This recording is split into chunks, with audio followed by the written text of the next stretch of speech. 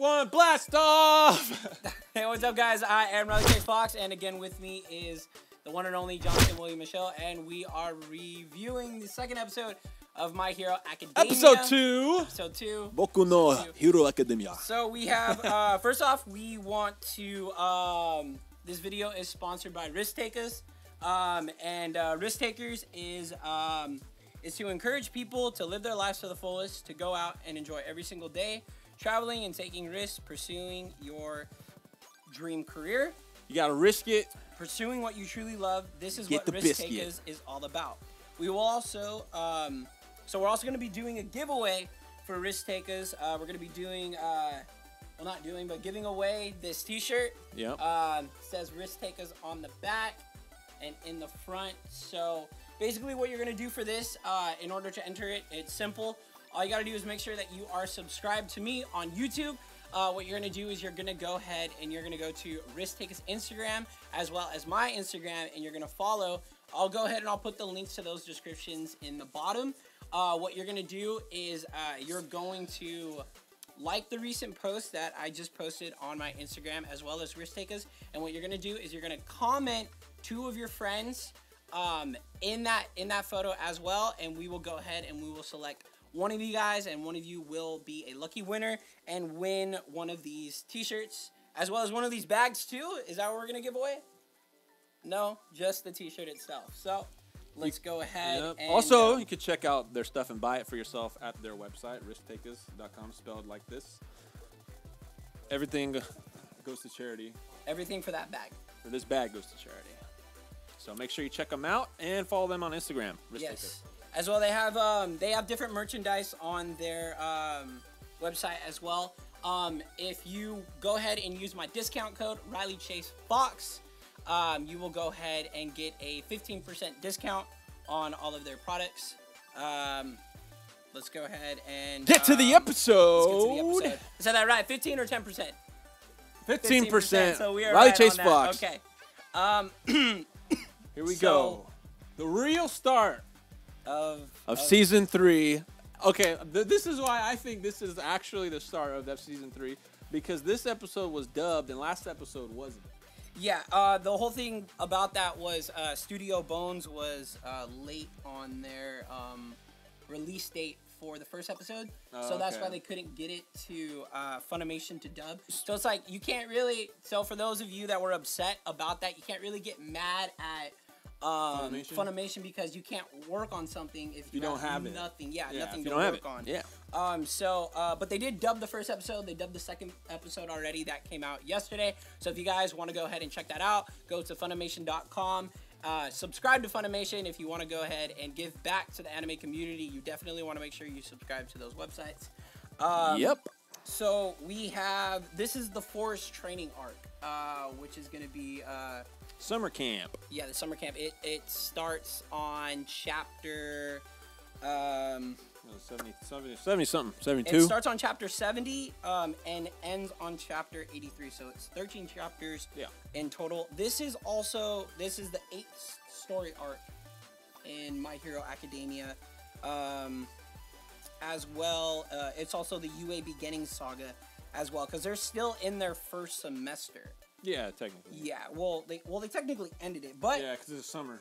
Yeah, so we in the beginning of the episode we get introduced to well, actually, this episode starts once again like how last episode started. You get Shigaraki and Kurogiri inside their bar. I feel like this is becoming like a pattern thing where the episode just likes to start in that bar with Kurogiri and Shigaraki, and they're like, you know, just chatting it up, and then we get introduced to a new character. His name is like Girin or something like that. Yeah, Jiren. I think it's like a different pronunciation. It's not like the Dragon Ball guy. Yeah, so they don't say his name, but you get it on the title because they like to introduce the characters with those little title cards, and then so we get introduced to this guy, and he's talking about how they got how they wanted to, you know, well, I don't want to give too many spoilers because we know what's going to happen in this arc from the manga. How is it okay if I give spoilers? Oh, well, definitely, because we're going to go ahead and so if you guys haven't seen the episode, definitely don't continue watching this, but We did put a spoiler at the beginning. Oh, okay. Yeah, and the disclaimer, so you're good. Yeah, so this character gets introduced, and he's talking about how their request got accepted, and that request is to gather up these villains. And then he says, like, the Union accepted it. So, like, what are your thoughts on, like, the Union? What do you think that is? So, I think that the Union is different from the League of Villains. I think there's something more to the villains itself than what we know so far. I feel like there's definitely, you can't have a hero society without, you know, an evil society, if that makes sense to you. So I think we just know so much of the League of Villains, but the Union, I think, is definitely something to they're like the head of everything, and then they're like using like the League of Villains kind of like as a safety net to kind of associate themselves with. Yeah, exactly. So that way everyone's like talking about League of Villains and about that, and then they're like in the shadows. You know oh yeah, they're the ones they're basically the ones that are really doing all the work. And in the title card it says that this Gurian guy, he's a villain. I don't think he has any powers. Yeah, but he's like he's saying like how if this succeeds or whatever, that like more villains will become part of the League of Villains. More villains will start doing villain things, and then he'll make a lot of money off that. Yeah, because he's a broker. So that's what he is. Yeah. He's a broker guy. Yeah. He's just trying to make money off of the villains' exploits. So then we get that scene, and then we go to our boy Deku, and he's chilling, and he's just like, get this really cool shot, and he's just like outside, wind's blowing, and he's just like, yeah, I want to be a bitch or whatever. And then boom, we get the theme music. Yeah, and then it goes obviously into the intro. So the episode starts for the class. Outside the school, getting ready to where Eraserhead's kind of telling the class that they're gonna train a lot harder because there's big expectations coming up. So they get in the bus and they know that they're going to a camp. Yeah. So they take a break and they think that they're just at a stop, but in reality, that's where everything's happening. That's where everything starts, and we get introduced to two new characters, Mandalay and Pixie Bob. And what are their team names? Deku comes in, he's all excited because he knows this team, and there's actually it's a four-member team, but we only get introduced to two of them right here. So spoilers. Yeah, we're gonna meet the. Well, Deku says in the episode like there's four members. It's a four-member team. And what are they called, Ronnie? The Pussycats, right? The Pussycat. The Pussycats. Yeah. The Pussycats. They're called the Pussycats. No, they're called. Yeah, it is. The team name is Wild Wild. That's what it is. The Wild Pussycats. See, I knew I was forgetting something. So we get introduced to Mandalay, who's the leader, right? Of the leader. And we know that her quirk is telepath. Okay. But she hasn't shown it yet, because the only one that we know was shown was Pixie Bob. And she can, and we'll get to that right now. Yeah, which her quirk is Earth Flow. So she control. She's like a Earthbender. She can control anything from the Earth itself. So we know that. You were saying in the manga, because in the manga it just shows that beast show up. Yeah. Well, before that, they had sold like all the kids. They're on top of this mountain. Yeah. And then he's like, "Well, this is where," because they're like, "No," because they're like, "So." Your guys' goal right now is to get to the bottom of the mountain. That's where your camp is going to start. That's where it's going to be. And then they're like, well, that's so far away. How are we going to get down there? And they're like, well, you got 3 hours to get down there, or else you're not going to get lunch. They're like, it's 9:30 right now. Be there by 12:30. Yeah. And then so or you won't get lunch. Yeah. And then all of them are like all scared and trying to run back to the bus. And then that's where we see her quirk, because then she uses her Earth Flow to throw them off the mountain and into what they call the Beast Forest, right? Yeah, where she has all of her creations kind of as training ground for them, And then Mandalay is like, well, this is, we own this, so you guys are free to use your quirk. It's private property. And then we get the first fight of Season 3, which I think was pretty cool. I think because it was cool, because like you said, like in the manga, it doesn't show them. Yeah, in the manga, I was disappointed just because like reading it, they get thrown down the mountain. They show this big rock monster, and then they don't really show much like fighting. I mean, it's in manga, so it's hard to show like a bunch of fight scenes in manga. But it kind of just like skips all the fighting, and then it just shows them like that they beat the monsters, right? Yeah. But in the manga or in the anime, we get a really cool fight scene. I really like how the fight starts, where you get the first big monster. Yeah. And then you get Icy Hot Todoroki comes in, and he like uses his ice to freezes it, make it stand still. And then Ida comes in with his kick, kicks one arm off. Bakugo comes in, uses his explosions, busts the other arm off, and then Deku, he's just flying through the air. He's like, look out, and then punches an explosion. Yeah. And then they beat the first monster, and then all the other kids in their class are like, well, that was sick. because they're not, because Pixie Bob says that she specifically points them out and says, you four didn't hesitate at all. Yeah. And we know that, well, Bakugo has always been, you know, well, at the beginning where he kind of did get, you know, almost killed by that one. Yeah. Yeah, but we know that... that's just his personality. Yeah, through over the course, those four have seen a lot more They have action. more experience. Yeah, and more that's what she says once they get to the bottom of the mountain. Especially fighting Stain, too. Yeah, but before that, they're you know, they kill this monster. All the students, they're all like, "Well, that was awesome. You guys killed it in seconds." That's what the Sugar Rush guy says. Yeah. And then Bakugo's like, "Well, we're not done yet." And then a bunch of monsters come, and then you get to see all the class. See, this wasn't in the manga because you didn't get to see like the other. Which is students. probably I think this was the best part of the episode itself. This was the best part of the episode. See the whole class use their quirks and fight, combat, and that's what's cool because this was like the first fight back. You know, season 3. Yeah. So this is like the start of season 3. We get this fight with these rock monsters, and then all the students are fighting. You get to look at all their quirks, and then they're fighting these rock monsters. You know, you got Tape Guy taking down the one with the wings, and then like everyone's working together. You know, shooting. You know, really showing off what they can do in the situations with one another, using the advantage of everyone else's quirks. Yeah. Too. But showing what they can do by themselves as well, And then, like, it goes to the next scene where they're like, you know, they're coming down from the mountain, finally get there, and instead of 12:30, it's 5 p.m. Yeah. Took them like 8 hours. Right? Yeah, so they actually lied to him.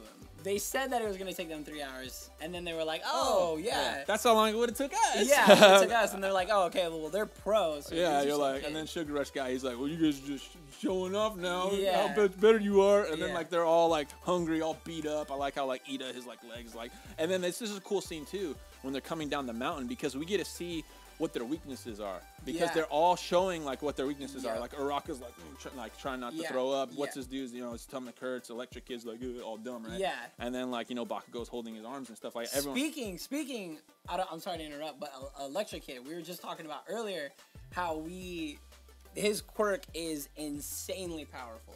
Insanely powerful. Yeah, because he uses it to finish off the monster. Because Maynetta in the fight scene, he uses all his balls to stick him down there. So yeah, lightning is insanely strong. What's his name? Kaminari. Kaminari. Insanely powerful quirk. Lightning. The only downside, the only downside of the conduit is that it makes him really dumb. Yeah, we were saying like how we think like he could, like his potential is super high, like that with that, with that power, like because you know Maynetta, he sticks all the balls on the monster and he comes in and just like 1.3 million volts and then just blows it up. It was cool seeing his power, but it's like if all he can do is one attack and then he becomes useless. But we were saying like if he didn't have that weakness, maybe he had like a different weakness, he'd be one of the strongest characters in the class. Definitely, for sure, hands down. Because that power is really cool. Which I'm pretty sure over time he'll develop. And that's actually the point of this, because later in the episode, at the very end actually. Eraser is saying like that's what we're here for. We're here to get your guys. And we'll get to that. We'll get to that. So we're at the end where they're coming down the mountain. They're coming down the mountain, and they're all showing off their weaknesses, and then they're like, wow, it took you guys 8 hours or whatever, and then Pixie Bob, she's like being all crazy with the four guys. Like and they kind of joke about her being at that marrying age. Yeah, exactly. They're 31. They're 31 years old. Well, I think she's the youngest. I think she's younger.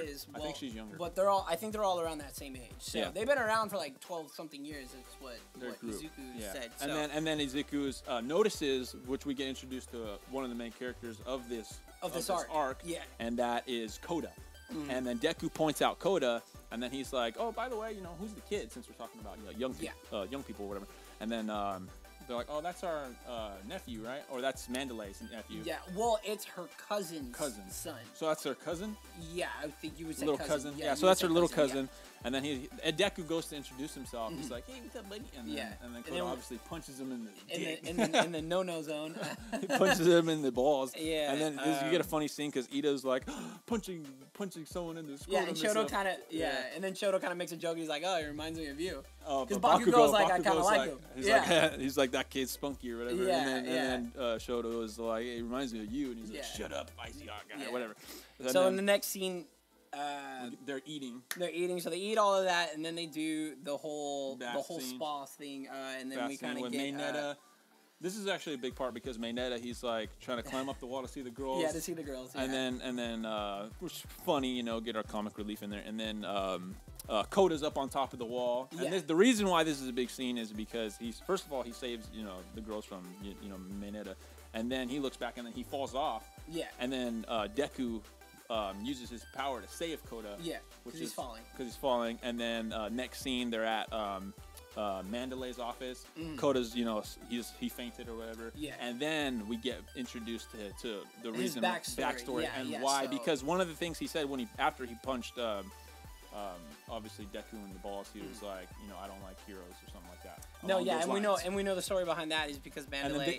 And then when he takes them to says- Mandalay's office. Yeah, she explains that, you know, Yeah, the reason and then why. Pixie Bob walks in and then they both explain. Yeah, both explained that because Koda's parents were heroes, and then they died protecting people, which is a noble honor for a hero, any hero, to die protecting the people. That's basically their job. So to the citizens, that's the most noble way to go out as Honorable, a hero. yeah. But the downside is that they had a child. Yeah, So, to Koda, he didn't see it that way. Like, No, he didn't see it that saw way. it as everyone Which is is like a kid, so it makes sense. well, like everyone is like basically like saying how great it was that they died. Yeah. You know, so to him, he didn't see it that way. He just No. saw it as, you know, they left me. you Yeah. know?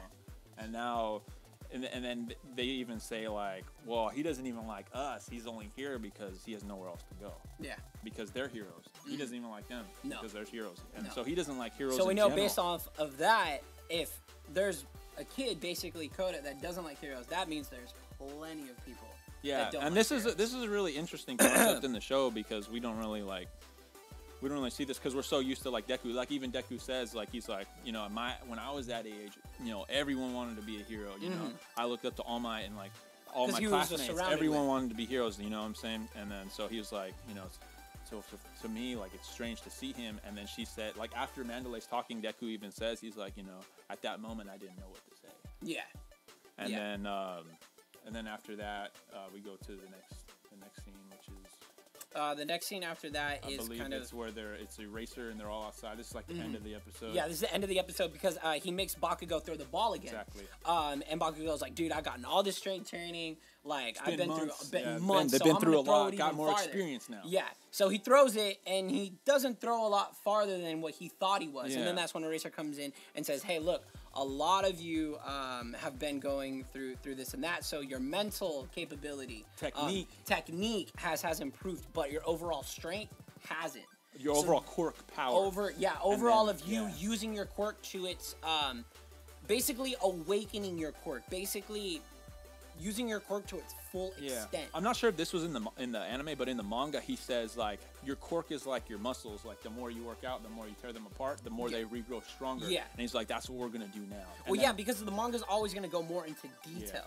And then he says like that's why the summer camp is about. We're gonna take your quirks and we're gonna tear them apart and regrow them stronger. Yep.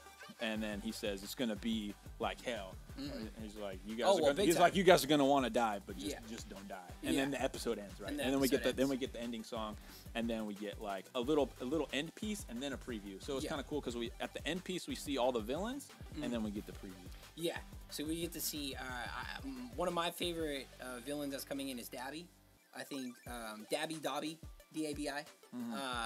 The one that has that really cool like his. Yeah, his he's neck. got like Yeah, so it looks like he's got like stitched skin and stuff. Yeah, It looks and, I mean, great. obviously, we'll go into that into his character a little bit more in the next episode. But when we actually get introduced to them as when characters. we get actually introduced to him, because we know that someone told them where the summer camp is. So we still don't know who that person is. Yeah, and we both, last episode we yeah. speculated, and then so we know what we read the manga. I don't want to say exactly what happens. Yeah, we don't want to spoil because Yeah. in the anime it doesn't. We don't know. Yeah. But if you're the manga reader, Yeah, such as ourselves, so we just then see you know. So we just see these villains, and we know that someone told, the League of Villains where the students are. Yeah. So we know that the And they're villains targeting. know. Yeah, they're targeting specific ones.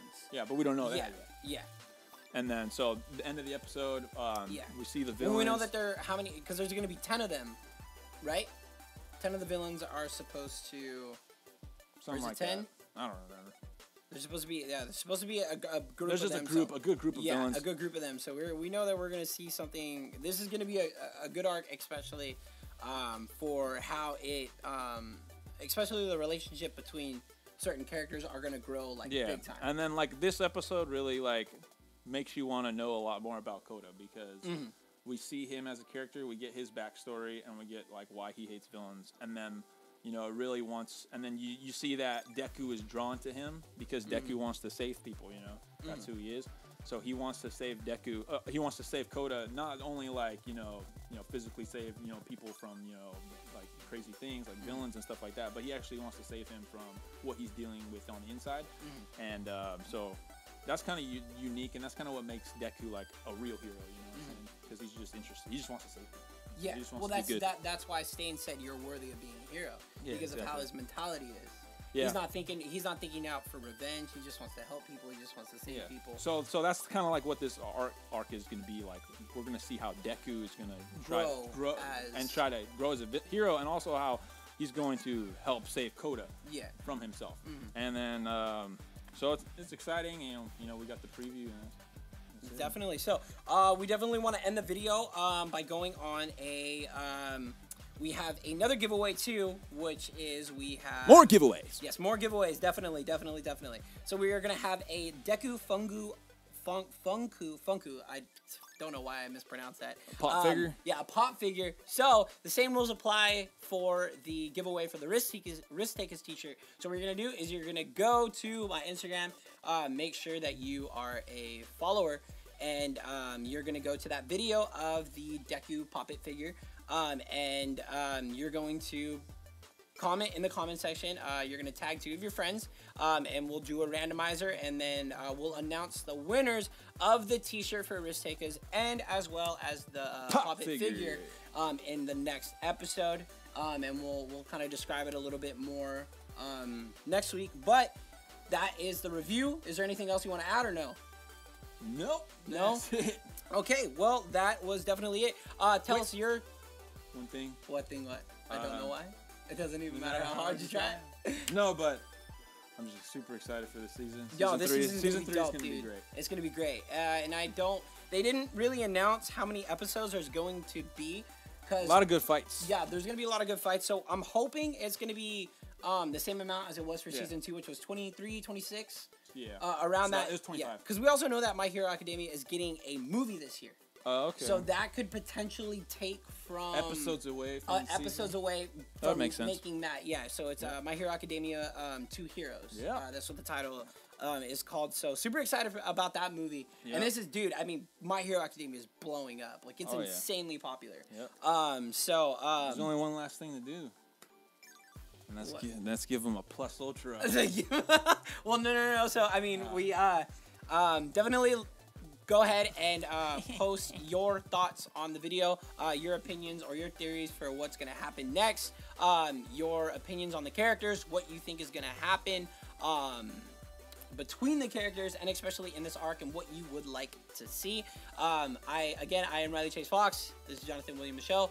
Beyond Thank you guys eons. so much for watching my video. I don't know why you guys watch them, but you do, and we appreciate it. So thank you. Plus ultra. We do the plus ultra, so we just do the punch to the phone, or how are we doing this? I don't know. Just are say we raising our voices? Okay, let's do it. 1, 2, 3. Plus ultra.